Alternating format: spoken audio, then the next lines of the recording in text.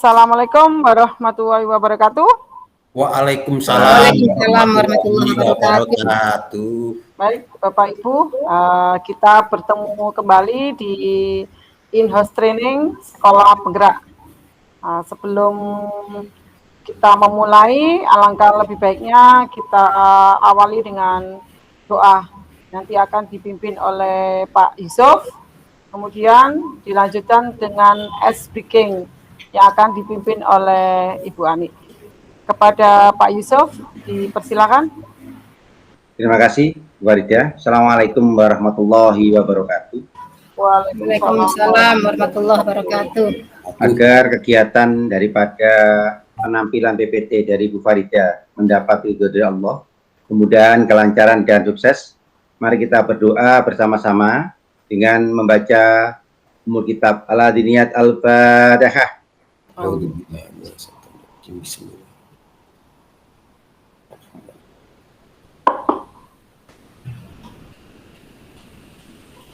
Selesai. Terima kasih. Assalamualaikum warahmatullahi wabarakatuh.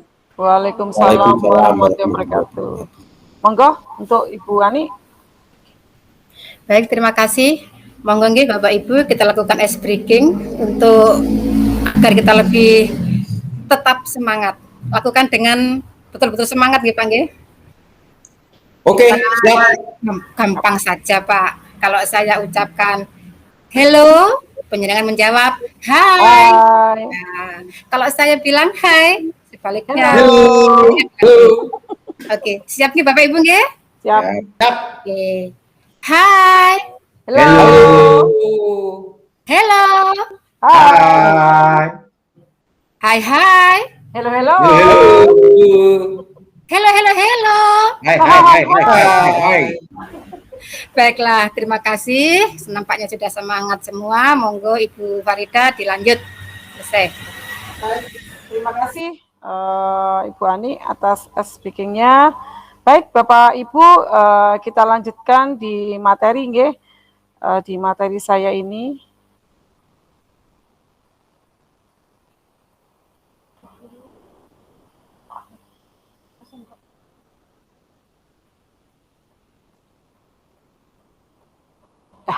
Sudah kelihatan nggih Bapak Ibu tampilan saya? Kelihatan, alhamdulillah kelihatan. Sudah jelas Bu. Baik, terima kasih.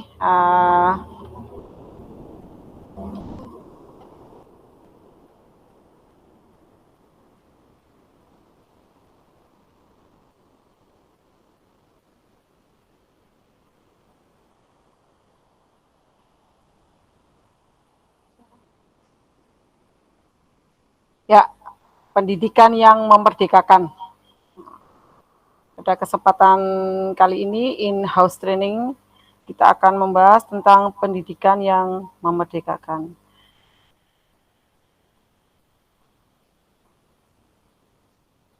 Baik, Bapak Ibu, sebelum saya melanjutkan ke slide berikutnya, di sini tampil ya. Peserta didik Anda mengalami kesulitan saat mengerjakan tugas yang harus sudah dikuasai olehnya. Nah, mengapa hal tersebut terjadi? Mungkin ada yang mau berbagi pengalaman dari Bapak Ibu di sini mungkin?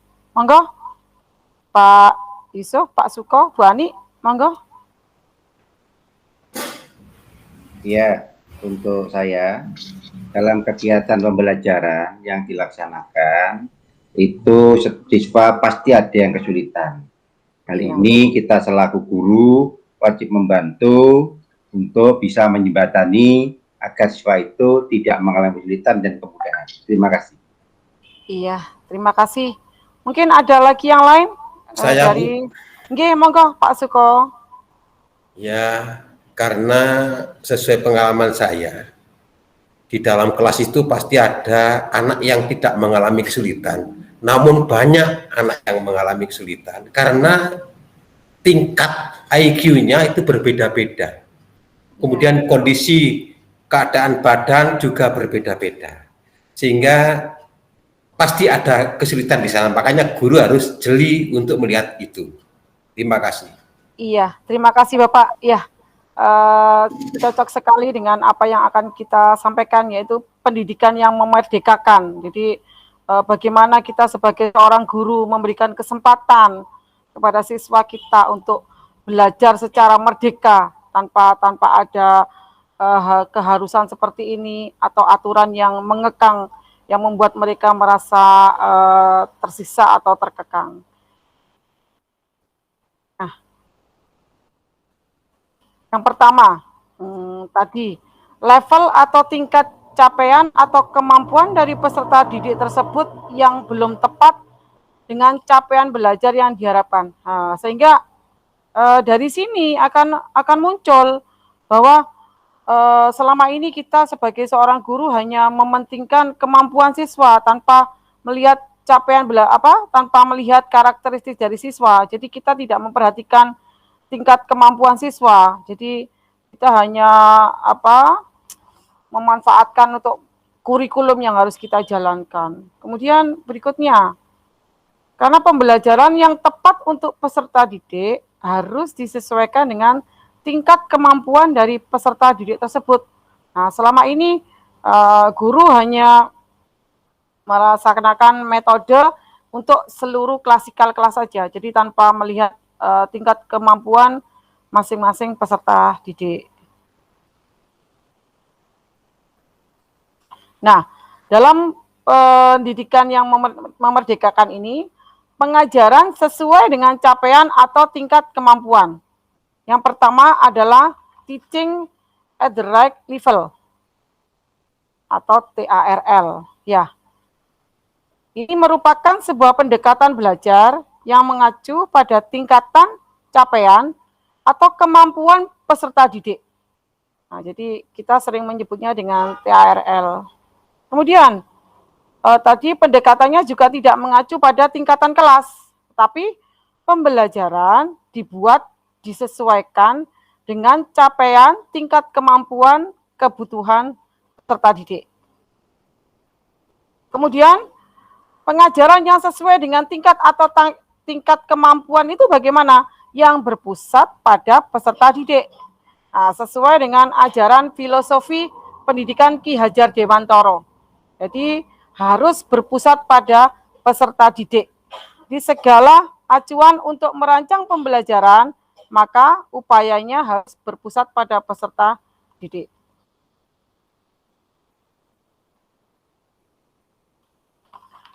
Bagaimana pengajarannya sesuai dengan capaian atau tingkat kemampuan menuju merdeka belajar tersebut? Yang pertama, adanya penguatan kemampuan numerasi dan literasi. Jadi tidak hanya mengejar numerasi saja atau literasi saja, tapi keduanya. Dan keduanya saling berkaitan, tidak dalam satu mata pelajaran saja, tetapi holistik secara keseluruhan. Yang berikutnya, peserta didik tidak terikat pada tingkatan kelas.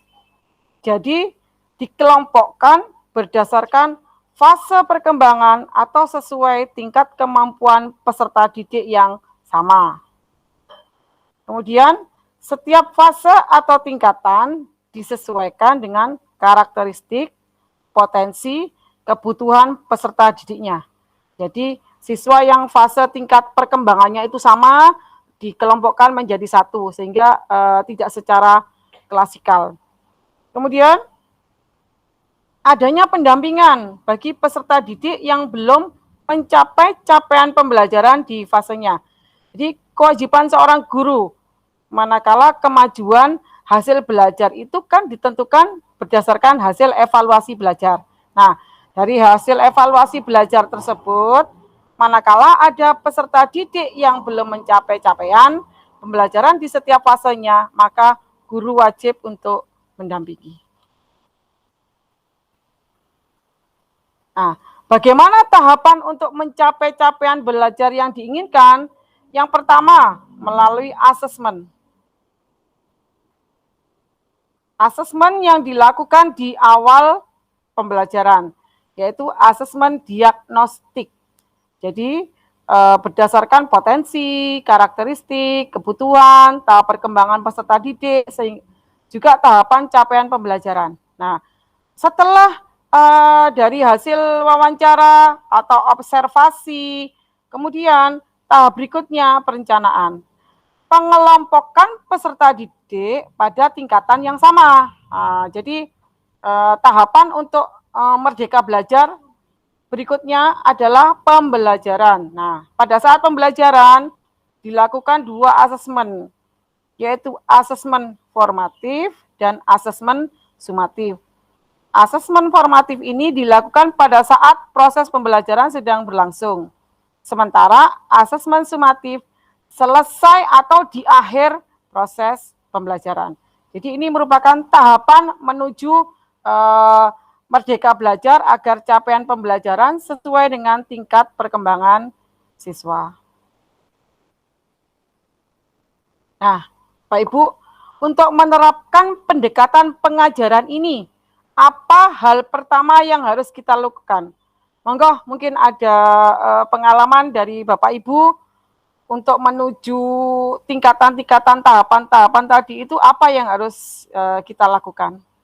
Mungkin ada yang mau menyampaikan pendapatnya dari Bapak Ibu?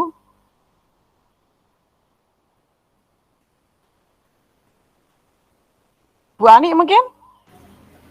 Baik, Bu Farida, terima kasih atas waktu yang diberikan. Menurut pengalaman saya bahwa sebelum kita menentukan yaitu untuk menerapkan pendekatan pengajaran, maka hal yang pertama yang harus kita lakukan tentunya adalah mengidentifikasi dulu atau melihat dulu atau mengklasifikasikan dulu. Misalnya sejauh mana pengetahuan anak didik kita tentang materi yang akan kita berikan. Atau mungkin kita bisa juga mengelompokkan seperti apa yang telah kita bicarakan tadi, bisa melihat latar belakang dari anak didik kita. Sementara itu Ibu Farida yang bisa saya sampaikan. Iya. Terima kasih. Terima kasih Ibu masukannya. Ya, saya menuju ke slide berikutnya. Ya, ini tadi yang tadi sudah disampaikan oleh Bu Ani ya. Jika Anda merasa bahwa hal pertama yang perlu dilakukan untuk menerapkan pengajaran yang sesuai dengan capaian atau tingkat kemampuan peserta didik adalah mengenal peserta didik terlebih dahulu, Anda benar. Jadi kita ada pepatah nggih Bapak Ibu, tak kenal maka tak sayang. Jadi kita harus mengenali dulu peserta didik kita, bagaimana dia karakteristiknya, potensinya, perkembangannya. Nah, baru kita menentukan model atau pembelajaran yang akan kita laksanakan. Nah, refleksi diri. Nah, apakah Anda seorang visual, auditori, atau kinestetik?